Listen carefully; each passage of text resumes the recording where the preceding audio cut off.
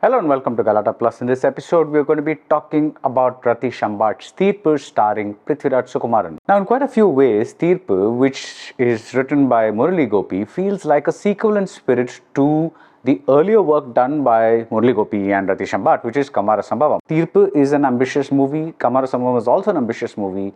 That was a meta masala movie where a real life character who's thought to be evil like M.N. Nambiar is deified on screen like a god, like MGR.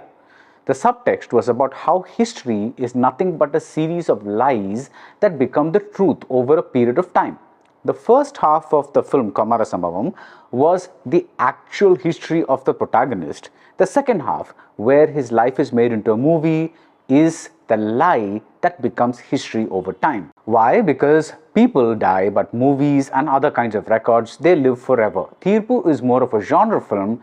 A home invasion thriller is what it resembles, but again, the limits are stretched. It is also a revenge drama, and like Kamara Sambhavam, it takes a really long time to get to the point. But the real similarity between the two films comes from this line in Kamara Sambhavam, which is spoken by a British-era character.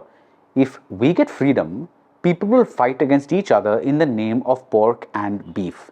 This line is the basis of Theerppu, which is set in today's India, today's times, but also goes back to the years that follow the Babri Masjid incident. In the film, a structure belonging to a Muslim is demolished to make ways for another structure now belonging to a Hindu.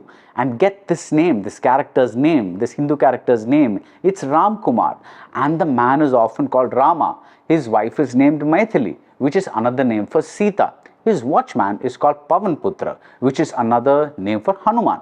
And they all live in a property named Saket, which is another name for Ayodhya. Now, the Rama of Theerppu is not a morally upright hero, and my reading of the film is that it is an attack on Hindutva. I say my reading because the entire film is built on an allegorical premise, and different people are bound to take away different things. In an early scene, as broken bits of statues of Ganesha are recovered from the sea, a character complains that this custom has spread to Kerala from Maharashtra and is now spoiling the local ecosystem.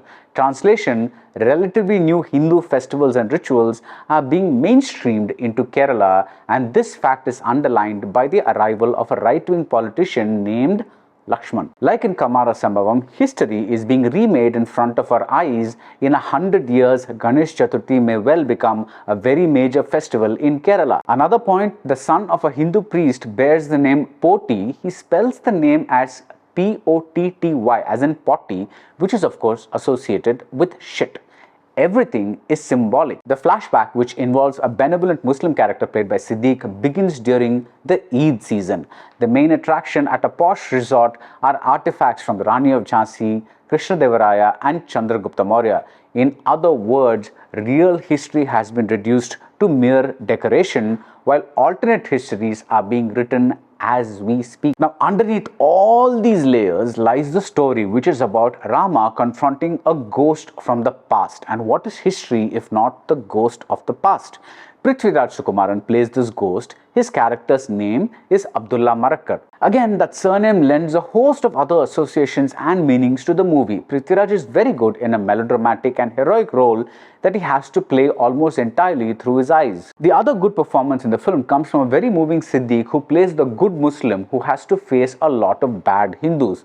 To balance things out, there is also an extremist Muslim character who stays in the sidelines of the story. And we come to the problem with Theerppu. The fact is not that it is stuffed with all the symbolism. The fact that the main narrative, the main characters feel like afterthoughts retrofitted into an ideological template.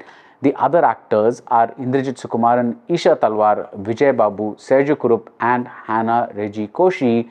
I would have liked to know more about these characters, like about a man's descent into insanity or about another man's feelings about a wife who is possibly cheating on him. Had these issues, which are particular to this story and not about the world at large, been explored, we might have cared more about the ideological stances in the screenplay. Instead, we keep veering away to Gandhi, to COVID, to Syria, to men impersonating race-obsessed killers like Hitler and Mussolini, to a tattoo that says Carpe Diem or Seize the Day. The big message is stated as a piece of dialogue. When you kill the powerless, they win the war with their own death. But as a film, the real message is this: don't make the subtext the text. If we don't care about the story or the characters, it's unlikely that we'll care about the message. And that's it about Theerppu. If you like this video, do subscribe to Galata Plus and see you soon at the movies.